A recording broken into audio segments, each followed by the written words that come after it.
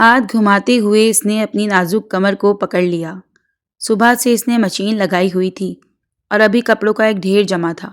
صبح ناشتے کے بعد ہی پھپھو نے اسے ایریے میں بھیج دیا تھا اور سختی سے تاکید کی تھی کہ اس گھر کے دوسرے حصے میں جانے کی اجازت نہیں ہے، کیونکہ وہاں اس کے پھپھا کے کچھ خاص مہمان آنے والے ہیں۔ گلابی رنگ کی شرٹ جو اس وقت اس نے زیب تن کی رکھی تھی وہ پوری بھیگ چکی تھی اور اس ڈھیلی ڈھالی شرٹ میں اس کا سراپا نمایاں ہو رہا تھا۔ رضیہ نامی ملازمہ نے چند مزید جوڑے لا کر رکھتے ہوئے اسے دیکھا تھا۔ بیگم صاحبہ نے حکم دیا ہے کہ یہ بھی دھونا ہے۔ اس نے پلٹ کر دیکھا۔ خدا کا خوف کریں آپ بھی، اور آپ کی بیگم صاحبہ بھی، مجھے خرید کر لائے ہیں۔ پچھلے کتنے گھنٹوں سے کپڑے دھو دھو کر میری کمر اکڑ چکی ہے۔ وہ رونے کے قریب تھی۔ مارے بے بسی کے اس کی آنکھوں میں نمی ابھرنے لگی، گلابی لب لرزے اور رضیہ کندھے اچکا کر واپس پلٹنے لگی۔ رضیہ بھی، مجھے کچھ کھانے کو لا دیں، اس نے التجا کی۔ کچن میں کچھ نہیں رکھا، میں تو گھر جا رہی ہوں بیٹا۔ اس گھر میں اس کی اور رضیہ کی حیثیت ایک سی تھی، سو وہ کیا کہہ لیتی۔ اسے پارٹی میں شامل کرنا بھی گوارا نہیں کیا گیا۔ دیوار کے ساتھ ٹیک لگا کر بیٹھتے ہوئے اس نے گھٹنوں میں ماتھا ٹکا لیا۔ اس کی آنکھوں سے آنسو ٹوٹ کر گرتے چلے گئے۔ اب تو اس کی ہمت ہی ختم ہو چکی تھی۔ جانے کتنی دیر بیٹھی روتی رہی، پھر اٹھ کر ایک بار پھر کام کرنا چاہا، لیکن اس کی ہمت جواب دے چکی تھی۔ نڈھال سے وجود کو سمیٹا آسان نہیں ہوتا۔ آخر تھک کر اندر چلی آئی۔ کچن میں واقعی کچھ نہیں رکھا تھا۔ فریج لاکڈ اور باہر سے کھانے کی اشتہار انگیز خوشبوئیں اسے بری طرح متوجہ کر رہی تھیں۔ خوش لبوں کو تر کرتے وہ باہر نکلی۔ دل کانپ رہا تھا۔ شازمہ پھپھو کے غصے اور مار سے وہ واقف تھی۔ انہوں نے سختی سے منع کیا تھا کہ یہاں نہ آئے، لیکن پیٹ کی آگ کے آگے مجبور کھڑی تھی۔ انجام کی پرواہ کیے بغیر وہ وہیں چلی گئی تھی۔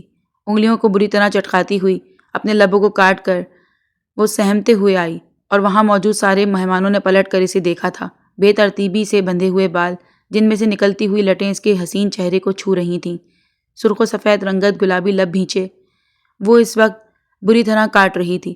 شکل و صورت سے وہ کسی بھی طرح کی اس گھر کی ملازمہ نہیں لگ رہی تھی، اس لیے سب کی توجہ کا مرکز بنی۔ بھیگے ہوئے کپڑے جو اس وقت اس کے نشیب و فراز کو نمایاں کر رہے تھے، اس نے بامشکل خود پر ڈال کر خود کو ڈھانپنے کی کوشش کی، لیکن ناکام رہی۔ پزل ہوتے ہوئے بری طرح اپنے دوپٹے کے کونوں کو کھینچ کر اپنی لٹوں کو سلجھا رہی تھی۔ شازمہ بیگم اور سلیمان فاروقی نے پہلو بدلا۔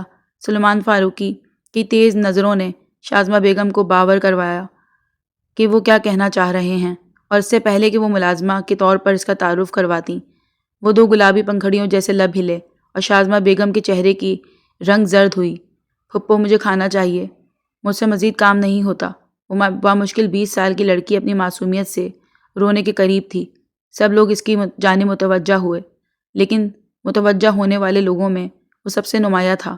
وہ اس پوری محفل کی جان بنا ہوا تھا، جسے نہ جانے کتنی منت سماجت کے بعد بطور مہمان خصوصی سلیمان فاروقی نے یہاں پر بلایا تھا، اور اس وقت وہ سلیمان کے خوش آمدید لہجے، ہادیہ اور شاذل کے فیشن زدہ چہروں سے شدید اکتایا ہوا تھا۔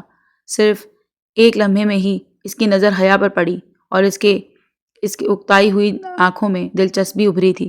پہلی نظر میں اسے یوں لگا شاید وہ کوئی ملازمہ ہے جو کام کاج سنبھال رہی ہے، چاہے وہ اپنی حسین اور معصوم شکل سے ملازمہ معلوم نہیں ہو رہی تھی، لیکن پھر بھی اس کا حلیہ چیخ چیخ کر اس کی بے بسی کو ظاہر کر رہا تھا۔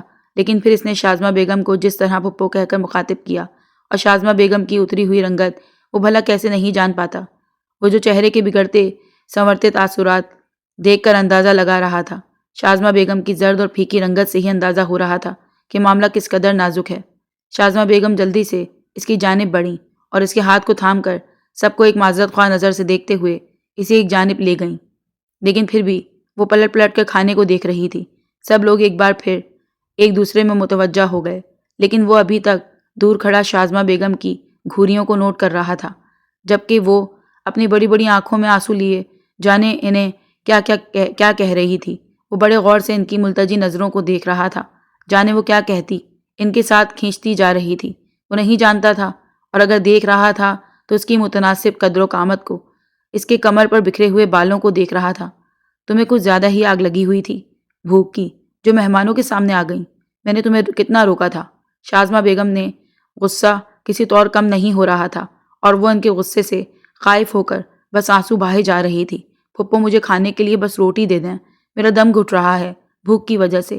آپ جانتی ہیں میں بھوکے پیٹ کام نہیں کر سکتی۔ اس نے بڑی لمبی وضاحت پیش کی اور شازمہ بیگم نے سختی سے اس کا منہ دبوچ لیا۔ اگر ایک وقت کا کھانا نہیں ملتا تو تم نے مر نہیں جانا تھا۔ وہ تو مغروری میں اپنا کوئی ثانی ہی نہیں رکھتی تھیں، حالانکہ ہر رشتے میں اس کی سگی پھپھو تھیں، کوئی ستیلے رشتہ نہیں تھا، اس کے بھائی کا خون تھا۔ وہ معصوم لڑکی، لیکن شازمہ بیگم کی نظروں میں اس کی حیثیت کچھ نہیں تھی۔ وہ اسے جس مقصد کے لیے اپنے پاس لے کر آئی تھیں، وہ صرف وہی مقصد پورا کرنا چاہتی تھیں۔ اور آج سب کے سامنے آ کر اس نے جو بڑی غلطی کی تھی، اس کا ازالہ تو اسے ہر صورت بھگتنا تھا۔ صبح سے ہی انہوں نے خاص تیاری کے ساتھ ہی شازل اور ہادیہ کو پارٹی میں اناؤنس کیا تھا۔ وہ چاہتی تھیں کہ ان کی بیٹیاں ہمیشہ لائم لائٹ میں رہیں۔ سلیمان فاروقی نے خاص طور پر میر یزدان کو شازل سے انٹروڈیوس کروایا تھا، اور اس لڑکی نے بنا بنایا کھیل برباد کر دیا۔ اسے کمرے میں بند کر کے وہ دوبارہ پارٹی میں آ گئیں۔ شازل نے بڑی سخت نظروں سے انہیں دیکھا تھا۔ اپنے اندر کی بے چینی کو وہ نظروں سے بیان کر رہی تھی، کیونکہ کافی دیر سے وہ محسوس کر رہی تھی۔ حالانکہ لمحے بھر اس کے یہاں آنے اور چلے جانے کے بعد میر یزدان اکتا چکا تھا، اور پھر اگلے ہی لمحے وہ سلیمان فاروقی سے اجازت لے کر واپسی چلا گیا۔ 1 گھنٹہ ہو چکا تھا اسے پارٹی سے واپس آئے، اور اپنے کمرے کی بالکنی میں کھڑا وہ سگریٹ پر سگریٹ پھونک رہا تھا۔ اس کے دماغ میں چلتی ہوئی ہلچل میں واضح نام حیا شیراز کا تھا۔ وہ اس کے نام کے متعلق جان گیا تھا۔ شازمہ بیگم نے جب اسے حیا کہہ کر پکارا، اس لمحے وہ اس کے چہرے کو بڑی فرصت سے دیکھ رہا تھا۔ وہ حیا میں لپٹی ہوئی لڑکی اپنے نام کا بہترین نعم البدل نظر آ رہی تھی۔ بے قراری ہر طرف بڑھتی جا رہی تھی۔ وہ اس کی زندگی میں آنے والی پہلی لڑکی نہیں تھی، لیکن وہ ایسی لڑکی تھی جو لمحے بھر میں اس کی نظروں میں آئی اور پھر اس کے حواسوں پر سوار ہو گئی۔ اسے لگا تھا میری یزدان کی پسند اتنی معمولی نہیں ہو سکتی۔ وہ اسے لے آئے گا، اسے اپنے پاس رکھے گا، اور جب تک اس سے جی بھر جائے تو اسے واپس چھوڑ آئے گا، جو بھی ہوگا۔ لیکن اس لمحے اسے ہر حال میں وہ لڑکی چاہیے تھی۔ ڈرائنگ روم میں اس وقت گہرا سناٹا چھایا ہوا تھا۔ کوئی نہیں جانتا تھا کہ دوپہر پارٹی میں جسے منت سماجت کے بعد بلوایا گیا تھا، شام ڈھلنے سے پہلے ہی وہ بن بلائے ان کے دروازے پر موجود ہوگا۔ وہ بھی ملتجی بن کر التجا کرنا اس نے کبھی سیکھا نہیں تھا، لیکن اس وقت ٹانگ پر ٹانگ چڑھائے بے قرار سلمان فاروقی کے چہرے کو دیکھ رہا تھا۔ وہ خود بھی ابھی تک اس کے آنے کی وجہ کو سمجھ نہیں پا رہا تھا۔ نظر گھما کر اس نے چاروں طرف دیکھا۔ ڈارک بلیو کلر کے 3 پیس میں ملبوس اس شخص کو اکتاہٹ ہونے لگی تھی۔ آخر وہ سمجھ کیوں نہیں پا رہا تھا کہ اسے اس بات کا آغاز کہاں سے کرنا چاہیے۔ فاروق صاحب، میں یہاں آپ سے کچھ لینے آیا ہوں۔ اس کی آواز نے ڈرائنگ روم کے گہرے سناٹے کو چیرا۔ سلیمان فاروقی جو پہلے ہی اس کی جانب متوجہ تھا، مزید اس کی جانب بغور دیکھنے لگا۔ آپ حکم کریں میر صاحب، وہی خوش آمدی لہجہ جو بڑے لوگوں کے ساتھ بات کرتے ہوئے اپنایا جاتا ہے۔ حیا شیراز۔ اس کے کہنے کی دیر تھی، سلمان فاروقی کے چہرے کی رنگت بدل گئی۔ وہ یہ نہیں کہہ سکتا تھا کہ اس نے حیا شیراز کے متعلق کیسے جانا۔ سامنے بیٹھا ہوا شخص میر یزدان تھا، اڑتی چڑیا کے پر گن لیتا تھا، اور اب حیا کو دیکھے ہوئے اسے 3-4 گھنٹے بیت چکے تھے۔ بھلا کیسے ممکن تھا کہ ان 3-4 گھنٹوں میں وہ جم کر بیٹھا ہو؟ اگر کوئی اس کی نظروں میں آ گیا تو اس سے آشنا ہوئے بغیر اسے سکون نہیں آتا تھا۔ میں سمجھا نہیں میر صاحب۔ کافی دیر کی خاموشی کے بعد سلیمان فاروقی نے بات کو گھمایا تھا۔ سمجھے نہیں یا سمجھنا نہیں چاہ رہے؟ آپ ایسا کریں کہ اس کی پھپھو کو بلائیں، میں انہی سے معاملات طے کر لوں گا۔ سلیمان فاروقی حیران و پریشان بیٹھا رہ گیا۔ آج کی پارٹی میں وہ بار بار اپنی بیٹیوں کو میر یزدان سے متعارف کروا رہے تھے تاکہ ان کی نظر ان کی بیٹیوں پر پڑ جائے اور ان کے نصیب جاگ جائیں، لیکن اگر اس کی نظر ٹکی بھی تو اس معمولی سی لڑکی پر جو ان کی نظروں میں کوئی اہمیت ہی نہیں رکھتی تھی۔ آپ کو ایسا کیوں لگتا ہے کہ اتنی آسانی سے میں اپنی بھتیجی کا رشتہ آپ کو دے دوں گی؟ یہ سب کچھ اتنا آسان نہیں ہوتا۔ جلن، حسد، غصے سے شازمہ بیگم کے چہرے کی رنگت سرخ تھی۔ بھلا وہ کہاں برداشت کر سکتی تھیں کہ ان کی بیٹیوں کے مقابلے میں وہ اس لڑکی کا نام لے جسے وہ یہاں ملازمہ بنا کر لے کر آئی ہیں، جسے اپنی بیٹیوں کے ساتھ وہ چلتا ہوا برداشت نہیں کر سکتی۔ اب وہ ان کی بیٹیوں سے اچھے نصیب لے کے ایک ایسے شخص کی ہمراہی میں آ جائے گی جو کسی کا بھی انتخاب ہو سکتا ہے، لیکن اس کا انتخاب حیا تھی۔ ایسے ہی نہیں لے جاؤں گا، میں اسے نکاح کر کے لے جاؤں گا تاکہ آپ کا بھرم بھی قائم رہے۔ ویسے تو میں جانتا ہوں کہ اس گھر میں اسے کتنی حیثیت حاصل ہے، لیکن پھر بھی آپ جیسے منافق رشتوں کا بھرم رکھنا بھی ضروری ہوتا ہے۔ 10 لاکھ۔ وہ بڑی سلگتی ہوئی نظروں سے ان دونوں کے چہروں کو دیکھ رہا تھا جو ایک دوسرے کی آنکھوں میں دیکھتے ہوئے عجیب سی کیفیت کا شکار تھے۔ 15 لاکھ۔ شازمہ بیگم کی لالچ چمک اٹھی۔ اتنی رقم کا سن کر وہ کیسے خاموش رہ سکتی تھیں؟ لبوں کا کونا کھینچتے ہوئے وہ مسکرایا اور پھر بڑے سکون آمیز طریقے سے صوفے کی پشت سے ٹیک لگا لی۔ کیا اسے ہمیشہ اپنی بیوی بنا کر رکھو گے یا پھر چند دنوں تک؟ انہوں نے میر یزدان کے چہرے کو دیکھ کر پوچھا تھا۔ ویسے تو انہیں کوئی پرواہ نہیں تھی، وہ ہمیشہ کے لیے اسے لے جانا جاتا یا پھر چند دنوں کے لیے، انہیں صرف رقم سے مطلب تھا۔ اور میر یزدان کے ہاتھوں اس وقت چیک پر گردش کر رہے تھے۔ چیک کاٹ کر اس نے میز پر رکھ دیا۔ آپ کو اس سے مطلب نہیں ہونا چاہیے، میں اسے ساری زندگی کے لیے پاس رکھوں گا یا چند دنوں کے لیے؟ آپ کے لیے یہ ضروری ہے کہ میں آپ کا بھرم رکھ کر اسے یہاں سے بیوی بنا کر لے جا رہا ہوں؟ ٹھنڈے ٹھاڑ لہجے میں کہتا ہوا وہ اٹھ کھڑا ہوا۔ نہ جانے کتنی دیر وہ کمرے میں پڑی رہی، بھوک اور تھکاوٹ دونوں ہی غالب تھیں اور دونوں سے ہی جان چھڑانا اس کے لیے ناممکن تھا۔ بستر پر پاؤں سمیٹے وہ سونے کے لیے لیٹ گئی۔ شاید کچھ دیر نیند میں چلی جاتی تو پیٹ میں دوڑتے ہوئے چوہوں سے فراغت مل جاتی، اور اس کی یہ کوشش کامیاب ہوئی۔ کچھ ہی دیر کے بعد تھکاوٹ کے مارے اس کی آنکھ لگی اور وہ گہری نیند میں چلی گئی۔ دروازے کے لاک کو کھول کر شازمہ بیگم اندر داخل ہوئیں۔ ایک نظر انہوں نے حیا کے چہرے پر ڈالی جو نیند میں تھی، اور پھر انہوں نے اس کے قریب آ کر اس کے کندھے کو جھنجھوڑا۔ وہ ہڑبڑا کر اٹھ بیٹھی۔ پھپھو میرے لیے کھانا لے کر آئی ہیں؟ شازمہ بیگم نے بیزار ہو کر نظروں کو گھمایا۔ کبھی کھانے کے علاوہ بھی کچھ سوچ لیا کرو حیا۔ وہ اس کے قریب بیٹھ گئیں۔ ایسا تو کبھی بھی نہیں ہوا اس گھر میں لانے کے بعد کہ پھپھو کام کے بغیر اس کے پاس آئیں، یا پھر کبھی یوں کہ اس کے قریب بیٹھ جائیں۔ اپنی بڑی بڑی آنکھوں کو کھولے وہ شازمہ بیگم کے چہرے کو دیکھ رہی تھی۔ پھپھو کچھ کھانے کے لیے دے دیں؟ آپ جانتی ہیں میں نے صبح سے بھوکی ہوں۔ ٹھیک ہے، ابھی کچن میں جا کر کچھ کھا لینا، لیکن اس سے پہلے جو کچھ میں تم سے کہنے آئی ہوں اسے سنو۔ اور اگر تم نے شور مچانے کی کوشش کی یا میری مرضی کے خلاف جا کر کچھ بھی الٹا سیدھا کیا تو تم جانتی ہو نا مجھے۔ ان کی وارننگ دیتی ہوئی نظروں سے وہ ہمیشہ ہی گھبرا جاتی تھی۔ جلدی سے اس بات میں سر ہلاتے ہوئے اس نے نظروں کو جھکا لیا۔ حیا میر یزدان سے تمہارا نکاح ہے ابھی، اور پھر تم چلی جاؤ گی اس کے ساتھ اس کے گھر۔ اس معصوم سی لڑکی پر حیرتوں کے پہاڑ ٹوٹ پڑے تھے۔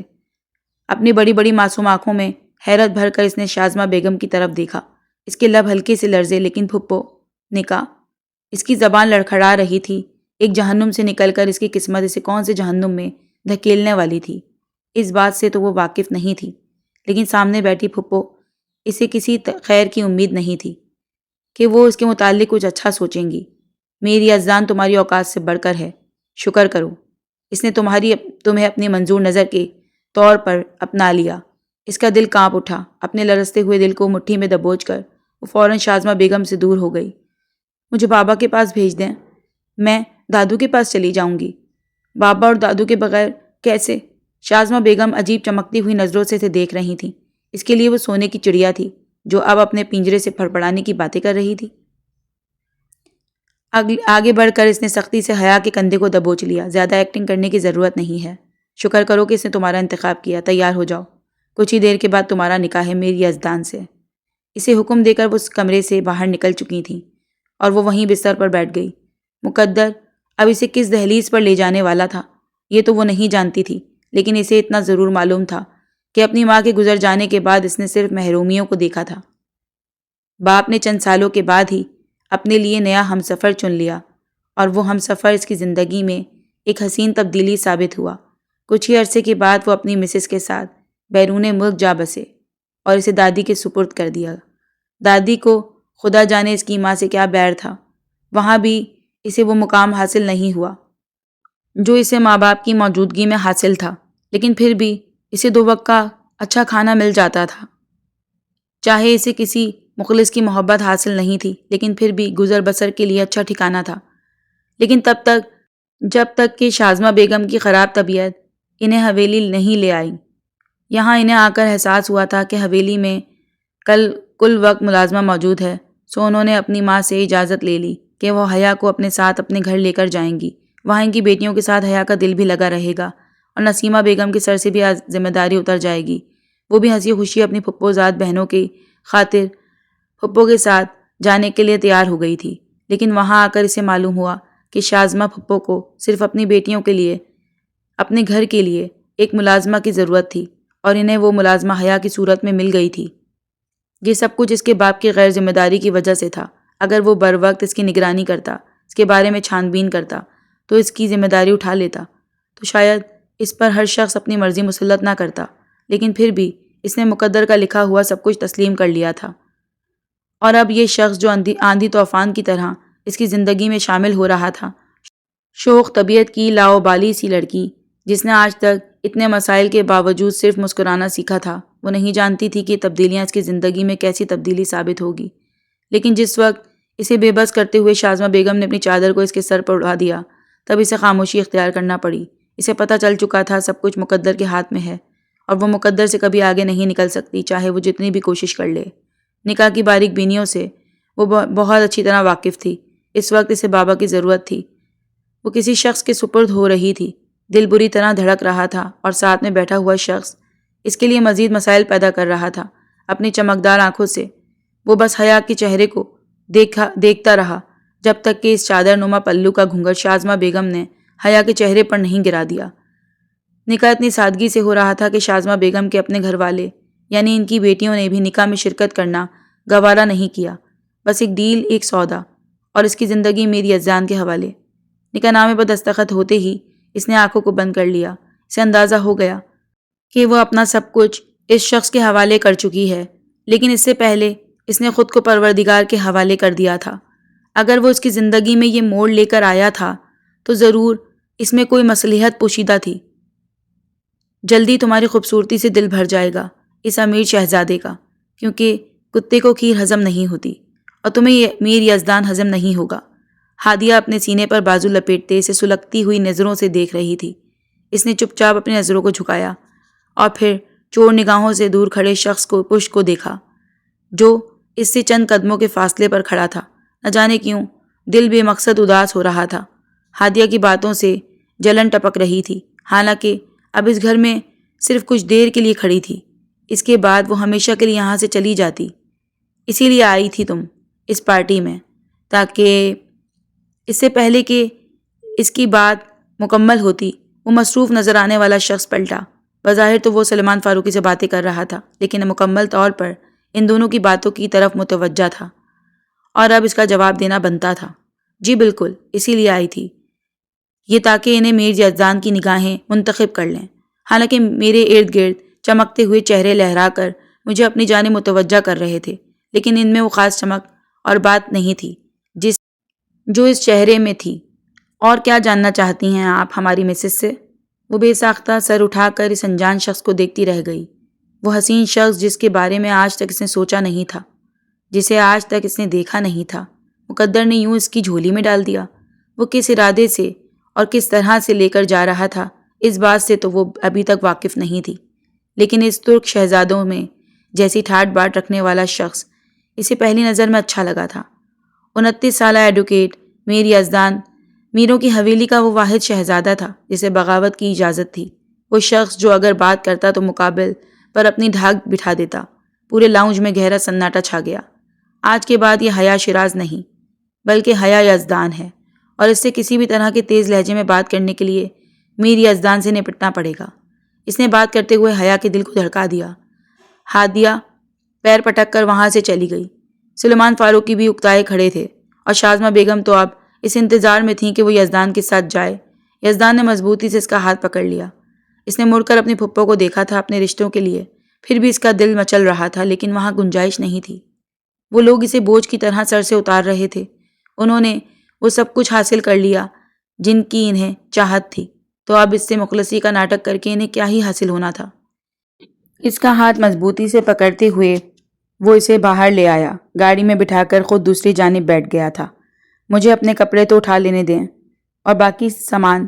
پہلی بار اس شخص کو چہرے کو دیکھ کر وہ ہلکا سا منمنائی۔ اس کی ضرورت نہیں ہے، حویلی میں سب کچھ موجود ہے جس کی تمہیں ضرورت ہے، مجھے بتا دینا۔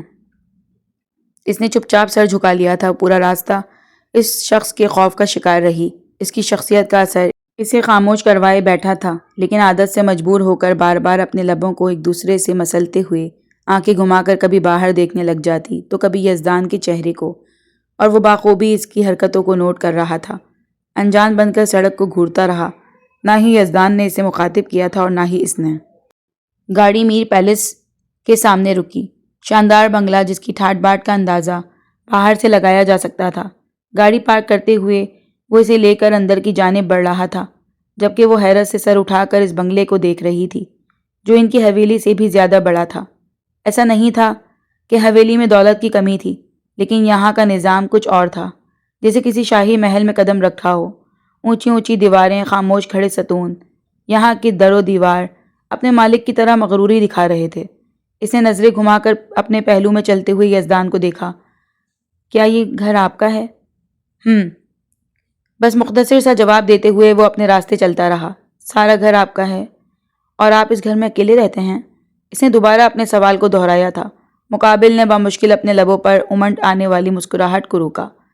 ہاں بالکل، اور اب سے تمہارا بھی۔ وہ اب داخلی دروازے سے اس کے ساتھ اندر داخل ہوا تھا۔ سامنے لاؤنج تھا جس میں شاندار صوفے رکھے گئے تھے۔ اس کی بات کو سنے بغیر وہ ایک بار پھر اندر کی طرف جانب متوجہ ہو گئی۔ سارے دکھ اور ساری بے چینی کو بھلا کر اب وہ انہماک سے اس شخص کو اور اس کے بڑے گھر کو دیکھ رہی تھی۔ جب اس کی جانب متوجہ ہوا، کچھ چاہیے تمہیں؟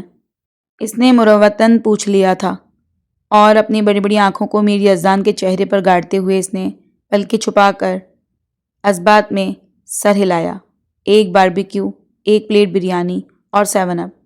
وہ یوں آرڈر کر رہی تھی جیسے وہ دونوں کسی ریسٹورنٹ میں بیٹھے ہیں اور سامنے کھڑا شخص ویٹر ہے۔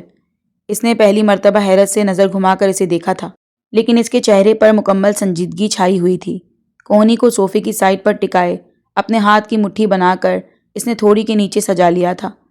اس کی بچکانہ اور معصوم سی حرکتوں کو دیکھ کر وہ 2 قدم چلتا ہوا اس کے قریب آ گیا۔ سچ میں تمہیں یہ سب کچھ چاہیے؟ ایک بار پھر اس نے نظریں گھما کر یزدان کو دیکھا تھا۔ جی بالکل، مجھے یہ سب کچھ چاہیے، اور ابھی، کیونکہ مجھے بہت بھوک لگی ہے۔ میں نے صبح سے کچھ نہیں کھایا۔ اپنے پیٹ پر ہاتھ پھیرتے ہوئے وہ یزدان کو دیکھ رہی تھی، اور اس لمحے وہ اسے اتنے معصوم لگی تھی کہ نہ جانے کتنی دیر وہ اس کی آنکھوں کو دیکھتا رہا اور پھر کچن میں چلا گیا۔ اسے اندازہ تھا کہ کھانا اس کے لیے بن چکا ہوگا۔ کھانے کا حکم دیتے ہوئے وہ باہر نکل آیا، اور کچھ ہی دیر کے بعد ایک ادھیڑ عمر کی ملازمہ نے کھانا ٹیبل پر لگا دیا تھا۔ کیا آپ بھی میرے ساتھ کھانا کھا رہے ہیں؟ اسے سربراہی کرسی سنبھالتے ہوئے دیکھ کر حیا نے بلا جھجک پوچھ لیا، اور اس نے اثبات میں سر ہلایا۔ کیوں، مجھے کھانے کی اجازت نہیں ہے؟ اور اب اس کے ساتھ ہلکی پھلکی بات چیت کر رہا تھا۔ ایک لمحے کے لیے دونوں ہی فراموش کر چکے تھے کہ ان دونوں کے درمیان ابھی کچھ دیر پہلے کون سا مضبوط رشتہ بنا ہے۔ وہ حیا کو کس مقصد کے لیے یہاں پر لے کر آیا ہے؟ اس حسین لڑکی کے حسن کے حسین رنگوں سے متعارف ہونے کے لیے، اور وہ اسے اس رشتے میں باندھ کر یہاں لے آیا ہے۔ لیکن یہاں اسے لانے کے بعد اس کی باتوں کو سن کر اسے عجیب سا احساس گھیر رہا تھا۔ زندگی میں پہلی بار کوئی رشتہ ایسا نظر آیا جسے وہ صرف اپنا کہہ سکتا تھا، کچھ ایسا جو لمحے بھر میں بننے کے باوجود بھی اتنا مضبوط تھا کہ اس پر آنکھیں بند کر کے اعتماد کر لیا جائے۔ اسے زیادہ بھوک نہیں تھی، لیکن حیا کو کمفرٹیبل فیل کروانے کے لیے ہلکا پھلکا کھانا کھاتے ہوئے زیادہ تر اسے نوٹس کر رہا تھا، جو بڑی رغبت سے بریانی کے پلیٹ کو صاف کر رہی تھی۔ اسے اس طرح کھاتا ہوا دیکھ کر اسے عجیب لگا۔ جلدی جلدی سے وہ یوں کھانا ختم کر رہی تھی جیسے ابھی اسے کہیں جانا تھا۔ ریلیکس، آرام سے کھاؤ، ہم نے کہیں نہیں جانا، یزدان نے نرمی سے اسے ٹوکا، تو وہ کندھے اچکا کر دوبارہ کھانے لگی۔ کھانے کے دوران اس نے ایک بار بھی یزدان کو نہیں دیکھا تھا، اور نہ ہی اس کے دیکھنے پر برا منایا۔ اسے صرف کھانے سے مطلب تھا، اور پہلی بار اسے اتنا اچھا کھانا میسر آیا تھا۔ اچھی طرح پلیٹ بھر کر کھا لینے کے بعد اس نے مسکراتے ہوئے ایک بار پھر یزدان کو دیکھا۔ کیا صبح مجھے ایسا ہی اچھا ناشتہ بھی کرا دیں گے میر صاحب؟ شازماز بیگم کی دیکھا دیکھی وہ بھی اسے میر صاحب کہہ کر ہی مخاطب کر رہی تھی۔ تم مجھے صرف میر کہہ سکتی ہو۔ نیپکن سے اپنے ہاتھوں کو صاف کرتے ہوئے اس نے ملازمہ کو اشارہ دیا۔ فوری طور پر ملازمہ نے میز سمیٹنا شروع کر دیا۔ تب تک وہ اٹھ کر وہاں سے جانے لگا جب حیا نے اس کے پیچھے آتے ہوئے اس کا چہرہ دیکھا تھا۔ مجھے اپنا کمرہ بتا دیں تاکہ میں وہاں جا کر سو جاؤں، میں تو بہت تھک چکی ہوں۔ اس نے ملازمہ کے ساتھ اسے اپنے کمرے میں بھیج دیا تھا۔ عجیب سی سوچ نے اسے اپنی لپیٹ میں لے لیا تھا۔ جس لڑکی پر وہ اتنی رقم خرچ کر کے آیا تھا صرف اسی لیے کیونکہ وہ اس کے دل و دماغ پر چھا گئی، وہ اسے قریب سے دیکھنا چاہتا تھا، اس کے ساتھ کچھ وقت گزارنا چاہتا تھا۔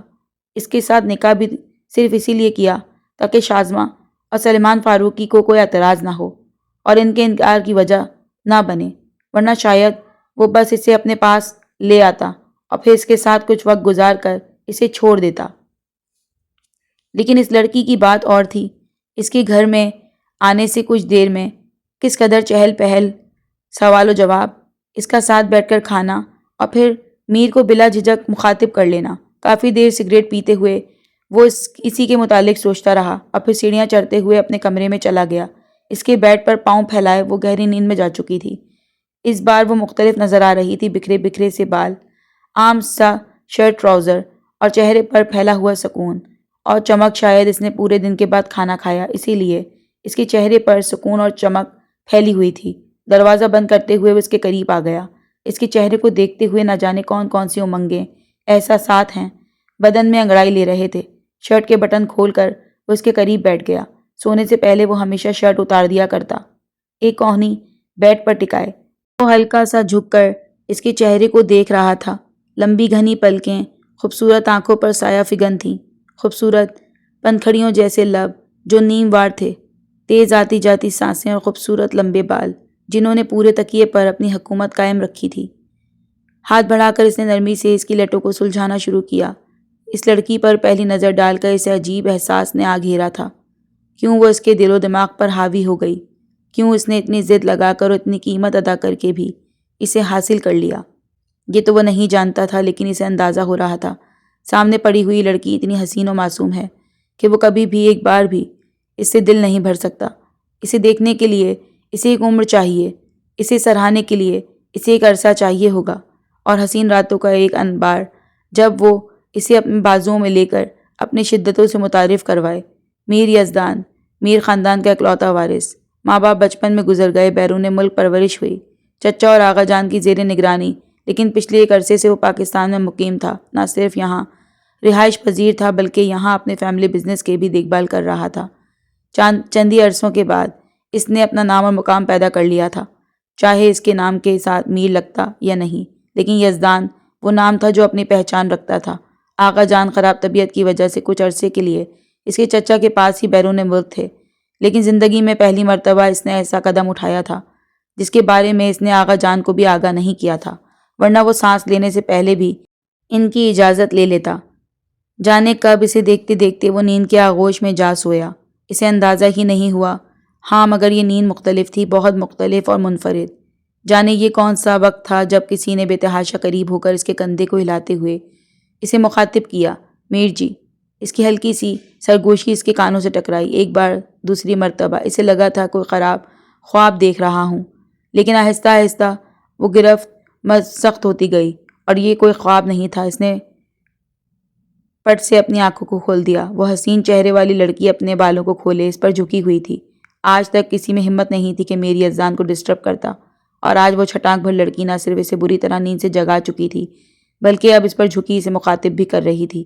نہ جانے اسے کیا سوجھی کہ اس نے ہاتھ بڑھا کر اس کی کمر میں ہاتھ ڈال کر اسے اپنے اوپر گرا لیا۔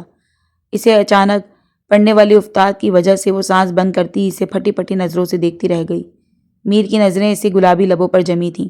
تم جانتی ہو مجھے اس طرح جگانے کی کیا سزا ہو سکتی ہے؟ اس کے سنجیدہ لہجے پر وہ اندر تک کانپ گئی تھی۔ اپنی مٹھیوں کو بھینچے وہ سمٹ کر اس کے شرٹ لیس سینے پر پڑی تھی، اور اس وقت میر یزدان کے سارے احساسات کو بری طرح جگا رہی تھی۔ وہ میر جی، بات کرتے ہوئے اس نے بے ساختہ اپنے لبوں پر زبان پھیری۔ اس کا حلق خشک ہو گیا۔ اس شخص کی اتنی قربت ہی اس کے لیے جان لیوا تھی، اور یہی خوف تو مقابل کو مزید دلچسپی دلا رہا تھا۔ اسے گھما کر اپنے قریب لٹاتے ہوئے وہ ہلکا سا اس کی جانب جھکا تھا۔ تم واقعی اتنی ڈرپوک ہو یا ڈرنے کا ناٹک کرتی ہو؟ اس کی آنکھوں میں دیکھ کر وہ آہستہ آہستہ اس کے لبوں پر زبان پھیر رہا تھا۔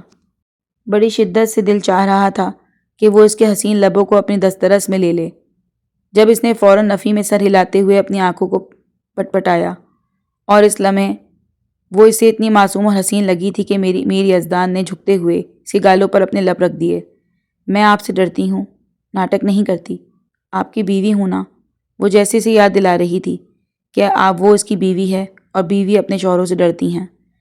اور پہلی بار وہ اس کے سامنے کھل کر ہنسا تھا، اس طرح کہ وہ دیر تک میر یزدان کی ہنسی میں کھوئی رہی۔ اچھا، میں نے تو سنا تھا کہ زیادہ تر شوہر اپنی بیویوں سے ڈرتے ہیں۔ اس کے سرخ گالوں پر انگلی پھیرتے ہوئے وہ بضبط کا نشانہ بن رہا تھا۔ تمہاری ادائیں جتنی حسین ہیں، ہو سکتا ہے عنقریب میر بھی تم سے ڈرنے لگے۔ اپنے لبوں کو دانتوں میں دبا کر وہ شرارتی سے آنکھیں گھما کر بولا۔ زندگی میں پہلی بار وہ کسی لڑکی سے اس طرح مخاطب تھا، ورنہ آج تک ہر لڑکی نے اس کو سنجیدہ باوقار روپ میں ہی دیکھا تھا۔ جیسے میر یزدان کی ساری باتیں حیا کے سر سے گزر گئیں۔ وہ تو صرف اس بات میں الجھی ہوئی تھی کہ وہ سائڈ پر ہٹے اور وہ جلدی سے جلد یہاں سے فرار حاصل کر لے۔ اس کا دل اتنی شدت سے دھڑک رہا تھا کہ میر اس کے دل کی دھڑکن کو اپنے کانوں سے سن سکتا تھا۔ کتنے سال کی ہو تم؟ اس کی آنکھوں میں دیکھ کر آہستگی سے بولا تو اس نے فوراً ہی جواب دیا، 20 کی ہو جاؤں گی 2 ماہ تک، لیکن دیکھنے میں تو تم بالکل چھوٹی لگتی ہو۔ اس کی کیا وجہ ہے؟ وہ اب آہستہ آہستہ اس کی کمر میں ہاتھ ڈال رہا تھا۔ وہ مکمل طور پر اس کی قید میں تھی۔ چھوڑیں مجھے میر، پلیز، مجھے سانس نہیں آ رہی۔ وہ سانس لینے کے چکروں میں ہلکان تھی۔ چہرہ بے تحاشا سرخ تھا، جیسے شفق کے سارے رنگ اس کے چہرے پر گرا دیے گئے ہوں۔ میں نہیں چاہتا کہ جب تم میری دسترس میں ہو تو میں سانس لینے کی ضرورت پڑے۔ تمہاری سانسوں کو اپنی سانسوں سے جوڑ کر میں انہیں منتشر کر دوں گا کہ ہم دونوں کی بکھری ہوئی سانسیں ہمارے جینے کی وجہ بن جائیں گی۔ وہ آہستگی سے جھکتے ہوئے اپنے لب اس کی گردن پر جمائے کہہ رہا تھا۔ وہ اتنی زور سے کانپی کہ میر نے سر اٹھا کر اسے دیکھا۔ ریلیکس، میں تمہیں کھا نہیں رہا۔ میر، میں آپ سے کپڑے مانگنے آئی تھی۔ مجھے کچھ کپڑے دے دیں تاکہ میں چینج کر لوں۔ کل سے یہ کپڑے پہنے ہوئے ہیں۔ اس بار اس نے روندے ہوئے لہجے میں کہا، جیسے کہ اسے وضاحت دے رہی ہو کہ اس کے قریب آنے کا مقصد نہیں تھا۔ وہ فوراً پیچھے ہٹا۔ او، یہ تو میں بھول ہی گیا کہ اب بیوی لے آیا ہوں تو اس کی ضرورت کا سامان بھی ہونا چاہیے۔ ایسا کرو کہ تم یہاں سے میرے شرٹ ٹراؤزر میں سے کچھ دیکھ لو۔ میں کچھ دیر تک جا کر تمہاری ضرورت کا سامان لے آؤں گا۔ اس کے فرار بخش دینے پر وہ فوراً ہی بیڈ سے اتر کر اس کی وارڈروب میں گھس گئی۔ کچھ دیر کھنگالنے کے بعد اس نے بلیک کلر کی شرٹ اور ٹراؤزر اٹھا لیا تھا۔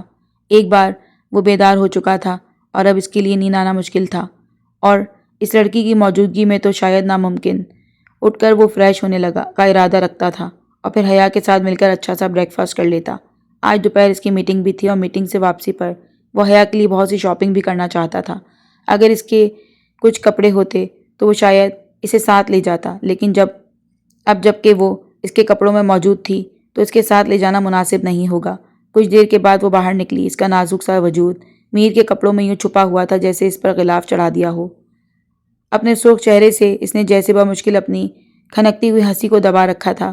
میر نے پلٹ کر حیرت سے اسے دیکھا، اور اس لمحے وہ اتنا زور سے ہنسی کہ میر اسے دیکھتا رہ گیا، جیسے کوزے قزح کے سارے رنگ بکھر کر فضا میں پھیل کر اسے متوجہ کر رہے ہوں۔ کتنے بڑے بڑے کپڑے ہیں آپ کے میر، ان کپڑوں میں تو آپ بھی آ سکتے ہیں۔ وہ آہستہ آہستہ چلتے ہوئے اس کے قریب آ گیا۔ تب حیا نے زبان دانتوں میں دبا لی۔ اسے اندازہ ہوا تھا کہ وہ کیا کہہ گئی ہے۔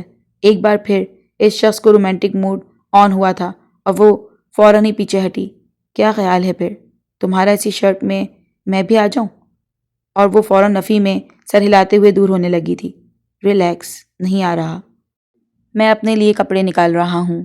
اس پر ایک خوبصورت سی مسکراہٹ اچھلتے ہوئے وہ اپنے کپڑے نکال کر فریش ہونے چلا گیا، جبکہ اپنے بالوں کو سلجھا کر وہ باہر نکل آئی تھی۔ ملازمہ کچن میں ناشتہ بنا رہی تھی، جس کی خوشبو نے اس کی بھوک بڑھا دی۔ وہ ایسے ہی شوق و چنچل لڑکی تھی۔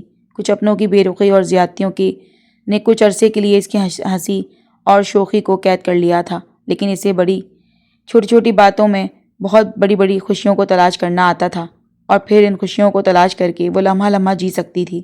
ناشتہ کرتے ہوئے بھی وہ میر کے ساتھ ہلکی پھلکی باتیں کرتی رہی۔ اس نے ذرا بھی یہ بات اپنے دل پر نہیں لی کہ کس انداز میں اس کا نکاح ہوا۔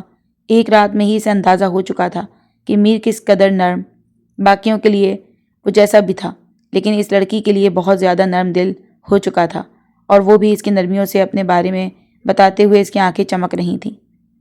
کیا تم ہمیشہ ہی سلیمان فاروقی کے گھر میں رہتی ہو؟ اس کے پوچھنے پر وہ اچانک اداس ہو گئی۔ نہیں، جب میں پاپا کے ساتھ رہتی تھی تب ہم سب ساتھ تھے، لیکن اس کے بعد دادی نے مجھے پھپھو کے حوالے کر دیا، اور پھپھو یہاں آ کر وہ ہلکا سا رک گئی تھی۔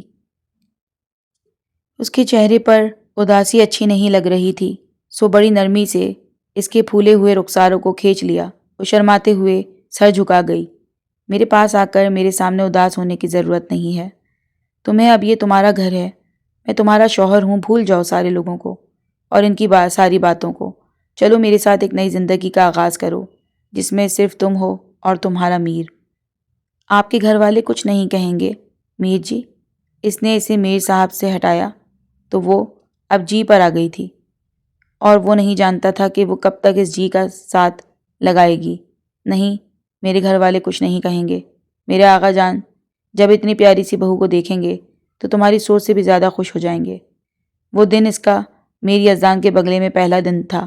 ناشتہ کرنے کے بعد وہ چلا گیا اور وہ گھوم پھر کر اس بڑے سے شاندار گھر کو دیکھتی رہی۔ اس کے سارے کمرے، وہاں رکھی ہوئی چیزیں مقابل کے ذوق کا بیان کر رہی تھیں۔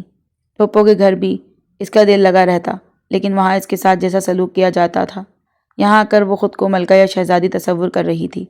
ملازمہ ہمہ وقت اس کے حکم کے لیے تیار رہتی۔ شام کے قریب وہ گھر واپس آیا۔ اس کے ہاتھوں میں شاپنگ بیگز کا ایک ڈھیر تھا جو اس نے لا کر کمرے میں رکھ دیا۔ اس میں تمہاری ضرورت کی ہر چیز ہے، اسے سیٹ کر لو، اور اگر کوئی چیز کم ہو تو مجھے بتا دینا، اس بار ہم دونوں ساتھ مل کر لے آئیں گے۔ کوئی اچھا سا ڈریس نکال کر پہن لو۔ نرمی سے اس کے چہرے کو تھپتھپاتے ہوئے فریش ہونے چلا گیا۔ حیران ہوتے ہوئے وہ ایک ایک بیگ کھول کر اپنی چیزوں کو دیکھنے لگی۔ ایک سے بڑھ کر ایک ڈریس، خوبصورت سی گرین کلر کی ساڑی جو اس قدر جگمگا رہی تھی۔ وہ حیران ہو کر نہ جانے کتنی دیر سے دیکھتی رہی۔ جویلری، جوتے، میک اپ۔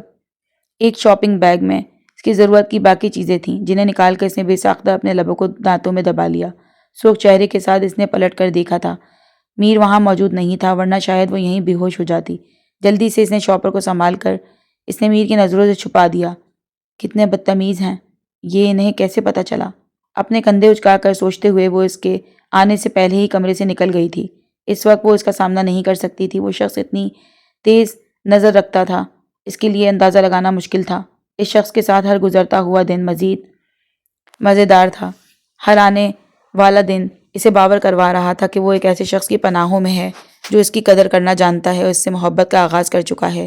چاہے وہ جو سوچ کر بھی اسے لے کر آیا تھا، لیکن نکاح کے رشتے میں اتنی طاقت ہوتی ہے کہ وہ اس کے بغیر ایک لمحہ بھی نہیں رہ سکتا تھا۔ بظاہر تو اسے یہاں آئے ہوئے ابھی 4 سے 5 دن ہوئے تھے، لیکن ان دنوں میں انہیں ایک دوسرے کے اس قدر عادی بنا دیا تھا کہ وہ بے دھڑک اس کے قریب لیٹ کر اسے دن بھر کی ساری باتیں سنا دیتی اور بس اس کے حسین چہرے کو دیکھتا سنتا رہتا۔ کبھی اس کی چھیڑ خوانیوں پر سرخ ہو جاتی اور کبھی بے حد قریب آتا تو سٹپٹا کر دور ہو جاتی۔ اب اس کے قریب اس سے دور رہنا اتنا آسان نہیں تھا۔ وہ بھی اب اسے پا لینا چاہتا تھا، اسے اپنے سے متعارف کرواتے ہوئے اسے احساس دلانا چاہتا تھا کہ وہ کتنی اہم ہے۔ اس روز بھی وہ آفس سے واپس آیا تو اس کی لائی ہوئی سی گرین کلر کی ساڑی میں وہ آئینے کے سامنے کھڑی تیار تھی۔ ہلکے میک اپ کے ساتھ وہ اس قدر جگمگا رہی تھی کہ وہ دیر تک اس کا چہرہ دیکھتا رہا۔ اس کے یوں دیکھنے پر سٹپٹا کر دور ہوئی اور تب تک وہ اسے تھام کر اپنے قریب کر چکا تھا۔ یوں تیار ہو کر میرا امتحان لینا چاہتی ہو تم؟ وہ خمار آلود لہجے میں کہہ رہا تھا۔ وہ بڑبڑاتے ہوئے اسے دیکھتی رہ گئی۔ نہیں میر جی، میں تو نہیں۔ وہ اس کی بڑی بڑی آنکھوں میں اترتے ہوئے نشے کو دیکھ کر اپنا ننھا سا دل تھام کر رہ گئی۔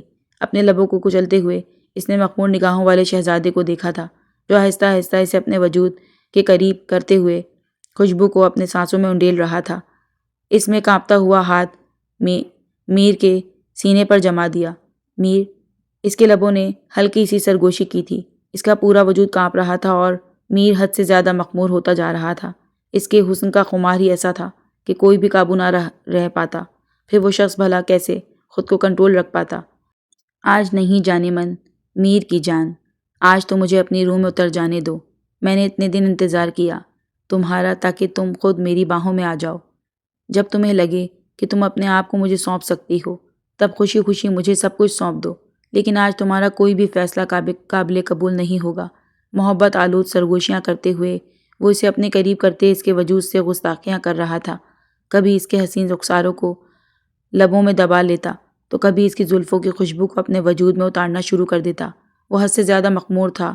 حیا کی آنکھیں بند ہوتی چلی جا رہی تھیں، اس کے لب کانپ رہے تھے۔ یہ لمس وہ کیسے برداشت کر سکتی تھی؟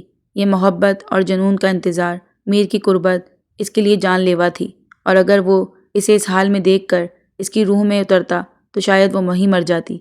میر پلیز، وہ التجا کر رہی تھی اور وہ اس کے التجا پر بے بسی سے اس کی آنکھوں میں دیکھ رہا تھا۔ اس سے پہلے کہ دونوں حد سے زیادہ بے بس ہو جاتے، کمرے کے دروازے پر ہلکی سی دستک ہوئی۔ مقدر شاہد ابھی اس سے اس کی محبت کا امتحان لینا چاہتا تھا۔ ملازمہ نے کمرے کے دروازے پر دستک دے کر پیغام دیا، نیچے حیا بی بی کے والد آئے ہیں، اور وہ حیرت سے تڑپتے ہوئے دروازے کو دیکھتی رہ گئی۔ یہ پیغام اس کے کانوں کے لیے ایک ایسا پیغام تھا جو اس کی روح میں زندگی کی لہر دوڑا سکتا تھا۔ وہ کتنا ترس گئی تھی یہ سننے کے لیے کہ اس کا باپ اسے ملنے کے لیے آیا ہے، وہ باپ جو اسے برسوں پہلے بھلا چکا تھا، وہ جو اپنی نئی بیوی اور اپنی من پسند اولاد کی محبت میں اتنا ڈوب گیا کہ اسے وہ لڑکی یاد ہی نہیں رہی جسے وہ اپنوں کے حوالے کر کے چلا گیا اور اسے غیروں سے بھی زیادہ بدتر سلوک کرتے تھے۔ میر نے اپنا ہاتھ اس کی جانب بڑھایا تھا لیکن وہ نہیں دیکھ رہی تھی۔ وہ نرمی سے اس کے کندھے کو چھو کر اسے احساس دلانا چاہتا تھا کہ وہ اس کے ساتھ ہے، لیکن وہ نہیں دیکھ رہی تھی۔ اپنے وجود کو سنبھال کر وہ باہر کی جانب بھاگی۔ وہ بس اس کی پشت کو دیکھتا رہ گیا۔ سیڑھیاں اتر کر وہ لاؤنج میں کھڑے ہوئے شخص کو دیکھتی رہ گئی۔ کتنے عرصے کے بعد اس نے اپنے باپ کو دیکھا تھا۔ اس کی آنکھوں سے وہی شفقت پھوٹ رہی تھی جس شفقت کے لیے وہ ترس گئی تھی۔ اور پھر اس کے باپ نے اس کے سامنے اپنے بازوؤں کو پھیلا دیا۔ میر یزدان پہلی سیڑھی پر کھڑا سب کچھ دیکھ رہا تھا۔ پہلی بار نہ جانے کیوں دل کو یہ احساس ہوا کہ وہ اس سے دور کر لی جائے گی۔ وہ محبت بھرا احساس جس کے زیر اثر وہ جینے لگا تھا وہ اس سے چھن جائے گا۔ وہ اپنے باپ کے بازوؤں میں سمٹ گئی۔ شیراز صاحب نے اس کے ماتھے پر لب رکھ کر اسے بازو میں بھینچ لیا۔ شاید عرصے کے بعد انہیں اپنی بیٹی کی محبت ستا رہی تھی۔ بابا، وہ بس روئی جا رہی تھی اور شیراز صاحب نے نرمی سے اس کے آنسو صاف کر دیے۔ تمہارے بابا آ گئے ہیں بابا کی جان، بس بابا کو معاف کر دو۔ میں نہیں جانتا تھا کہ میرے بعد تم اس طرح رہو گی۔ وہ شدید شرمندگی کا شکار تھے۔ بابا آپ نہیں جانتے میں نے کیا کیا برداشت کیا، وہ بس روتے ہوئے بتا رہی تھی اور شیراز صاحب اسے شرمندہ نگاہوں سے دیکھ رہے تھے۔ بابا کی جان، بس اپنے بابا کو معاف کر دو۔ وہ نرمی سے اسے سمیٹ رہے تھے اور کافی دیر گزرنے کے بعد انہوں نے پلٹ کر میر یزدان کو دیکھا۔ تو تم ہو وہ شخص جو میری بیٹی کی قیمت لگا کر اسے اپنے گھر لے آیا ہے۔ یہ الفاظ نہیں تھے، گویا کوئی تیر تھا جو میر یزدان کے سینے میں پیوست کر دیا گیا۔ حیا نے تڑپ کر اپنے باپ کو دیکھا تھا۔ تم نے میری بہن کو قیمت ادا کی میری بیٹی کی، اور اسے نکاح کر کے اسے یہاں لے آئے تاکہ اس کے ساتھ کچھ دن گزار سکو۔ ان سب سے تو میں نمٹ کر آیا ہوں، لیکن اب میں اپنی بیٹی کو ساتھ لے کر جاؤں گا۔ اسے لگا تھا جیسے اسے بہت سخت سزا سنا دی گئی ہو۔ وہ کچھ نہیں سن رہا تھا، بس بے تابی سے حیا کے چہرے کو دیکھ رہا تھا۔ اس کے درد پڑتا ہوا چہرہ اسے شرمندگی میں دھکیل رہا تھا۔ چلو میرے ساتھ چلو گی، ہم خلا کا کیس کریں گے، تمہیں اس شخص سے چھٹکارا مل جائے گا، اور پھر میں بیرون ملک تمہیں اپنے ساتھ لے کر جاؤں گا۔ وہ بے تابی سے اپنے باپ کو دیکھ رہی تھی۔ شیراز صاحب کی محبت اپنی جگہ، لیکن یزدان اس شخص کی محبتوں کا کیا جن سے وہ ابھی ابھی متعارف ہونا شروع ہوئی تھی۔ وہ شخص جو اسے محبتوں میں مبتلا کر چکا تھا۔ اس نے نفی میں سر ہلایا۔ شیراز صاحب نے اس کا ہاتھ نرمی سے پکڑ لیے۔ تمہیں ڈرنے کی ضرورت نہیں ہے بابا کی جان، میرے ساتھ چلو، تمہارا باپ تمہارے ساتھ کھڑا ہے اور اب تمہیں کبھی نہیں چھوڑے گا۔ شیراز صاحب کی آنکھوں میں شرمندگی تھی، احساس تھا، شفقت تھی، وہ سب کچھ تھا جس کے لیے وہ ترس چکی تھی، لیکن شاید یہ سب کچھ پانے میں اس نے دیر کر دی۔ آپ نے میری قیمت دی تھی یزدان، وہ پہلی مرتبہ اسے یزدان کہہ کر پکار رہی تھی۔ میری یزدان اسے دکھ سے دیکھتا رہ گیا اور اس لڑکی کے سامنے جھوٹ نہیں بول سکتا تھا۔ کم سے کم حیا کی آنکھوں میں دیکھ کر جھوٹ بولنے کی ہمت اس میں نہیں تھی۔ سیڑھیاں اترتے ہوئے وہ اس کے قریب آ گیا۔ میں نے تم سے نکاح کیا ہے، تم میری بیوی ہو حیا۔ پہلی بار میری یزدان کی آنکھوں میں بے بسی اتری تھی۔ وہ دوسروں کو بے بس کر دینے والا شخص آج خود بے بس کھڑا تھا۔ پلیز حیا، خود کو ہلکان مت کرو میری جان۔ شیراز صاحب نے اس کے کندھے پر ہاتھ رکھا اور اس نے چپ چاپ ان کا ہاتھ ہٹا دیا۔ نہیں بابا، شاید یہ سب کچھ میرے مقدر میں لکھا ہے۔ آج سامنے کھڑا شخص بے بس ہو چکا تھا، وہ جس نے سوچا تھا کہ اس نے پیسوں سے اس لڑکی کو خرید لیا۔ اس کا احساس تو بہت بعد میں اسے ہو چکا تھا کہ وہ پیسے سے اسے خرید چکا ہے، لیکن اسے اپنا بنانے کے لیے محبت چاہیے ہوگی۔ اگر یہ میری قیمت ادا کر چکے ہیں تو پھر میں آپ کے ساتھ کیسے آ سکتی ہوں بابا؟ میں وہ چیز ہوں جس کا مالک بدل چکا ہے۔ وہ بس دکھ سے روتے ہوئے فرش پر بیٹھتی چلی گئی۔ میری یزدان اور شیراز بیک وقت اس کی جانب لپکے تھے۔ شیراز صاحب نے اسے وہیں پر رک جانے کے لیے کہہ دیا تھا۔ تمہارا باپ سب کچھ اسے واپس کر دے گا، وہ تمہاری رقم واپس کرنے کے لیے تیار ہوں۔ وہ شخص جو اسے برسوں پہلے چھوڑ کر چلا گیا تھا، آج محبت کا بھوت اس قدر سوار تھا کہ وہ اپنی دولت میں سے وہ قیمت یزدان کے حوالے کرنے کے لیے تیار کھڑا تھا، جس نے آج تک اپنی بیٹی کے اخراجات کی فکر نہیں کی۔ اس شخص کی محبت اس کے لیے قابل رشک کیسے ہو سکتی تھی؟ 2 قدم واپس ہٹاتے ہوئے وہ اپنے باپ سے دور ہو گئی۔ نہیں بابا، یزدان نے مجھے خریدا ہے، لیکن میں اس کی بیوی ہوں، مجھ سے نکاح کیا ہے۔ وہ خرید و فروخت آپ کی بہن کی لالچ تھا۔ اس شخص نے چاہے میری قیمت ادا کی، لیکن مجھے ایک ایسی قید سے چھٹکارا مل گیا۔ مجھے وہاں 2 وقت کی روٹی نصیب نہیں ہوتی تھی، یہاں مجھے ایک ایک نوالے کے لیے تڑپنا پڑتا تھا۔ یہ شخص مجھے وہاں سے لے کر آیا اور اپنے بہت قریبی جگہ دی، تو پھر میں کیسے احسان فراموشی کر سکتی ہوں؟ شیراز صاحب تڑپتے ہوئے اسے دیکھتے رہ گئے۔ میں تمہارا باپ ہوں۔ وہ بے بس کھڑے تھے۔ آپ میرے باپ تھے، بابا ہیں اور ہمیشہ رہیں گے، لیکن میرے علاوہ بھی آپ کی بہت سی اولادیں ہیں اور ان کو مجھ سے زیادہ آپ کی ضرورت ہے۔ جائیں بابا، میں ان بڑے ہوئے ہاتھوں کو تھامنے کی قائل نہیں ہوں جو اس وقت میرے پاس آئے جب آسانیاں میرے ارد گرد رکھ کر رہی ہیں۔ میر بس اس کے چہرے کو دیکھتا رہ گیا۔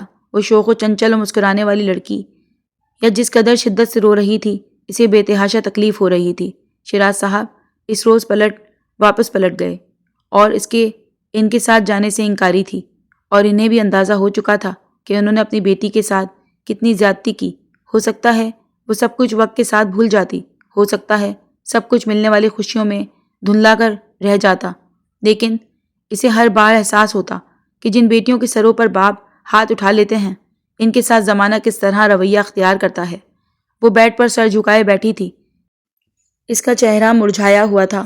وہ چپ چاپ آ کر اس کے سامنے بیٹھ گیا، اس کے گھٹنوں پر ہاتھ رکھے اس کے چہرے کو دیکھ رہا تھا۔ اس کے قدموں میں زمین پر بیٹھا تھا اور حیا تڑپتے ہوئے اٹھ کھڑی ہوئی، لیکن یزدان نے اس کے بازوؤں سے تھام کر اسے واپس بٹھا دیا۔ میں جانتا ہوں کہ سلیمان فاروقی اور اس کی بیوی کی ضد کے آگے مجھے تمہاری قیمت لگانی نہیں چاہیے تھی، لیکن میں جانتا تھا کہ وہ کبھی بھی تمہیں میرے حوالے نہیں کر سکتے تھے۔ میں نے حیا شیراز کو حیا یزدان بنایا ہے، اور یقین کرو میں تم سے بہت محبت کرتا ہوں۔ حیا تمہارے علاوہ میرے لیے زندگی کا تصور بھی وبال جان ہے۔ وہ اس کے قدموں میں بیٹھا اس سے التجا کر رہا تھا، اور وہ بس اس شخص کی آنکھوں میں دیکھتی جا رہی تھی۔ اس حسین شخص کی حسین بھوری آنکھیں نم تھیں، اور اس کی آنکھوں میں موجود نمی اس کے دل کی سچائی کو ظاہر کر رہی تھی۔ جانا، تم میر کے دل کی دھڑکن ہو، اور دھڑکن کے بغیر دل مردہ ہو جایا کرتے ہیں۔ خدا را میرے دل کو کبھی مردہ نہ ہونے دینا۔ اس کے دونوں ہاتھوں پر باری باری لب رکھتے ہوئے وہ اس کے گھٹنوں پر سر رکھ گیا، اور حیا کی انگلیاں آہستہ آہستہ اس کے بالوں میں چلنے لگیں۔ یہ شخص مقدر نے اس کے حوالے کیا تھا۔ صبر کرنے والوں کے ساتھ پروردگار ہوتا ہے، اور پروردگار نے اسے صبر کا بہترین اجر دیا تھا۔ بھلا وہ ان لوگوں کو کیسے چھوڑ سکتا ہے جو اس کی ذات پر بھروسہ کرتے ہیں؟ اس نے جھکتے ہوئے یزدان کے مادے پر لب رکھ دیے۔ وہ اس نرم لمس پر حیرت سے اسے دیکھتا رہ گیا، اور پھر نرمی سے اس کے وجود کو اپنی دسترس میں لے گیا، بے تحاشا اس کے چہرے پر اپنے لب رکھتے ہوئے اس کی گردن کو بھی نشانہ بنا رہا تھا، اور حیا اس کے لمس پر سلگتی جا رہی تھی۔ میں تمہیں ایک لمحے کے لیے بھی خود سے دور نہیں کر سکتا۔ تمہارا دور ہونا میرے لیے وبال جان ہے۔ اس کے لبوں پر اپنے لب جما کر وہ اسے نڈھال کرتا جا رہا تھا، اور وہ اس کے پہلو میں بکھر کر نڈھال ہوتی جا رہی تھی۔ دور کھڑی محبت نے رقص کرتے ہوئے فخر سے ان دونوں کو دیکھا تھا۔ پروردگار ان پر مہربان ہوا کرتا ہے، اس کی مہربانیوں کا شکر گزار ہونا ان پر حق تھا۔ اگر آپ کو ہماری آج کی سٹوری پسند آئی ہو تو اپنا فیڈ بیک دینا نہ بھولیں، اور ہمارے چینل کو لازمی سبسکرائب کر لیں۔